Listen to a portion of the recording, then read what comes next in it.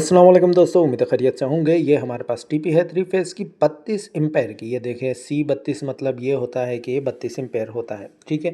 ये मतलब एक ब्रेकर 32 का, दूसरा 32 का, तीसरा 32 का। इसमें से जो करंट गुजरता है वो 32 एम्पेयर। ये देखिए मैं उठा रहा हूँ, ये उठ नहीं रहा, वजूहात ख़राब हो चुका है। ये देखिए डाउन साइड से देखते हैं, देखिए बिल्कुल जल चुका है।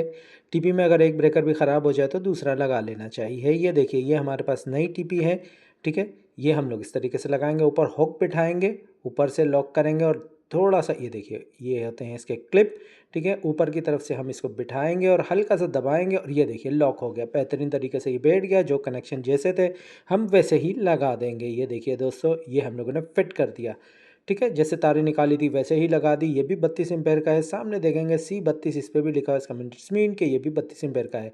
कभी भी आपका एसी या आपके घर में इस तरीके से मसला हो तो फ़ौरन से पहले ब्रेकर को चेंज कर दें अच्छे से टेक्नीशियन के साथ। ये देखिए ये पुराना ब्रेकर है, आपके सामने नज़र आ रहा होगा। ये ख़राब हो गया था, हमने इसको चेंज कर दिया, ठीक है दोस्तों। उम्मीद है वीडियो अच्छी लगी होगी। अपना ख्याल रखिएगा। अल्लाह हाफिज़।